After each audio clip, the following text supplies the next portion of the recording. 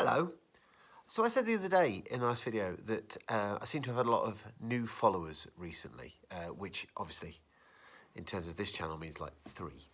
But I think I know where these new followers have come from. So this is a video in part designed to cater to those individuals. And I'm going to be talking eventually about this, which is a book that I intend to finish tonight.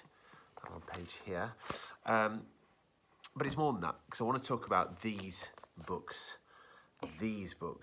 which is Target books. Now, as I may have mentioned in the past, I grew up in a place called Tamworth, and, you know, I'm not entirely kind about Tamworth these days. One of the things I have said about Tamworth in the past that has stayed with me is that since I was in a band and read books, I essentially was the cultural scene in Tamworth for quite some time. The thing was, growing up in Tamworth, I kind of always knew I wasn't going to be there forever. I always knew I was going to, for want of a better word, escape. And I knew that because, without wishing to sound arrogant here, I knew I was quite smart. But the way that this smartness, in my mind, manifested itself, and indeed, metaphorically, the path out of Tamworth was through books. So I've worked at libraries since I was 6. Virtually any school I've walked into, I've ended up working in the library at.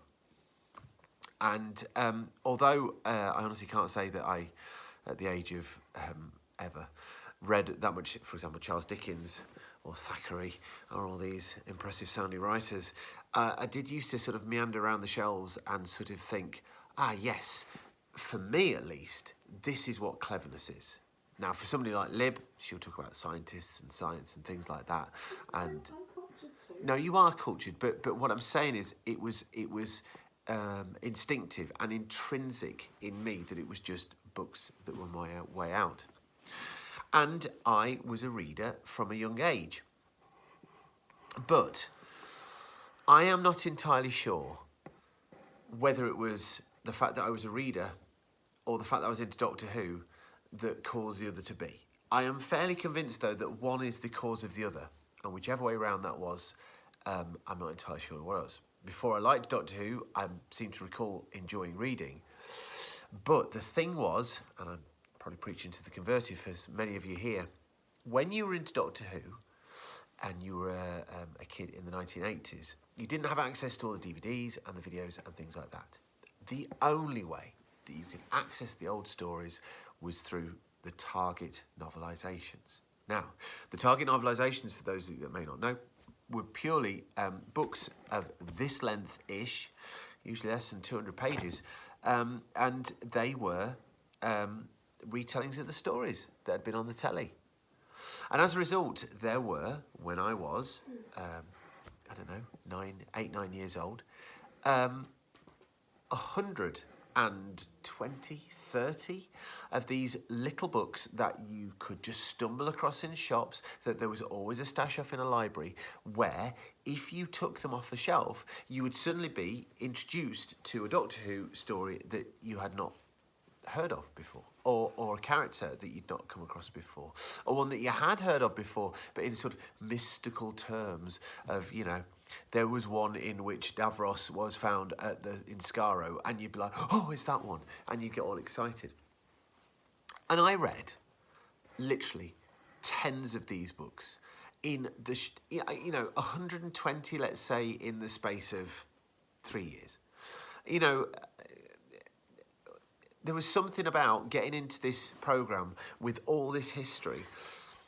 And then all of a sudden, there was this catalogue of things that you could tap into that, if you were willing to sit down for 120, 130 odd pages, all of a sudden, you would get a bit more of this story, a bit more of the jigsaw would fall into place. And, for want of a better word, it was seriously addictive.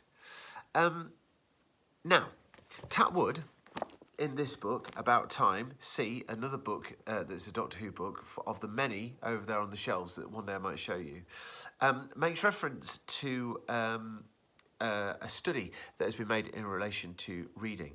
And it says, let me just find it, And in relation, and so if you want these sources, you can always ask me in the comments. If a team of modern-day educational psychologists and neurologists had worked out the optimum preparation for full literacy among 12-year-olds, it would be, get this, a collectible set of books with a lot of redundant features, stocked features, recurring characters, but unfamiliar vocabulary and word use in each individual book, plus a lot of sequences where unique and exotic places and situations are evoked, but the precise details left to the reader's ability to infer from cues in the text. With a target book, they were collectible, but you didn't have to read them in order. So you would just get them whenever and you would just read them as soon as you got them. You always had a character called the Doctor in it, and you invariably had a vehicle called the TARDIS in it. And then there would be these other characters that would crop up from book to book. You would get recurring characters, specific villains, and they were always short enough for you to absolutely ram through. They did the whole Jabberwocky thing in so much as there would be words that were made up words, essentially. But you would be expected to work out whether it was an adjective or a vowel, a noun or all that, which surely is something that enables you to construct meaning out of a text, even though you don't know the words. If there was anything ever invented to cause a slightly nerdy but essentially and eventually exceptionally cool individuals such as myself to fall into love with reading, then it was the Target novelisations. And I absolutely hammered through them. Now, not a word of a lie. Whilst there are a number of factors that have led me to this exceptionally fortunate life that I lead now, where I do work hard and we work hard and, we put in a lot of effort for the life that we've got, it can't be denied that ultimately do feel very privileged with the life that I lead. There's no doubt, in my opinion, that my love and capacity for reading has been one of the things that set me up both directly in terms of being a librarian and all the things I do there, and indirectly in so much as I genuinely think that the more you read, the more capacity you have for learning, and directly, the more intelligent you can become, even if you are reading 150-page books by Terence Dicks or Malcolm Hook or Ian Marter about Doctor Who.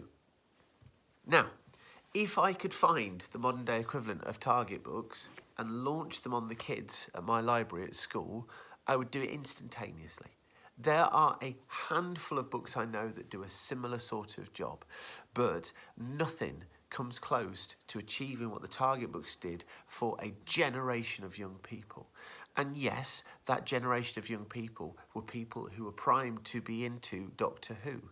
But the fact that then from a television programme where you had the visuals and that instant hit of dopamine watching something that then led you on to these little books that you could bang through in an evening if you were committed enough. I remember as a kid finishing one, open up the little cabinet thing at the end of my bed, take out the next one and getting started with that because you just used to hammer through them.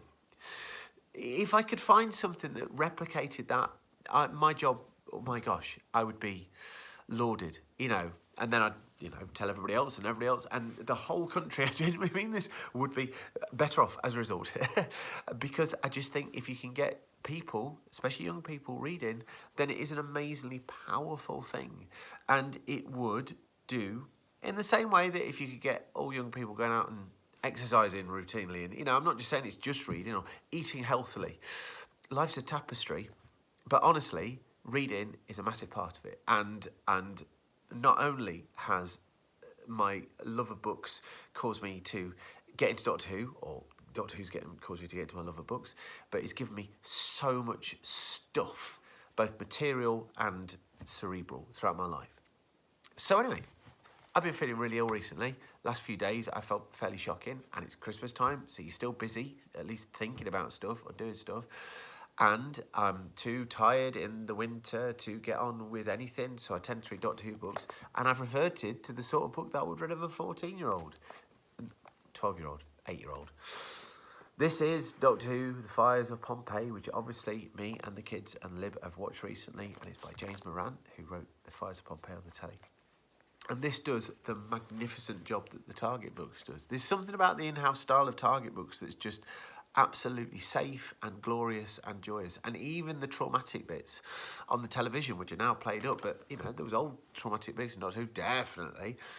There is something comforting and safe and knowing about the Target books, even the ones by Ian Marter that were quite grim in places. And the chapters are always short. One of the chapters in this book is like 6 words long. It's brilliant. And as a result, you sit there and quite merrily meander your way through. And then the next Target book, if I might pick one up, I've got a Troughton one that I've not read that came free with Doctor Who magazine the other day. But the simple fact is this. If I could find the modern day equivalent of Target books, if we weren't able to access these on the television, and therefore this was the only recourse to finding about all these magnificent stories, then I could immediately find a stack of young people in my school, launch them at them and go, yeah, read these. That'll be fantastic. Get on, and the world will be a better place. And I'm a boring old librarian, so that's how I feel. So there you go. This is a great book. But more to the point, the Target books have been a massive influence on my life, and I'm forever thankful to Terrance Dicks and all the other luminaries who wrote them in the past.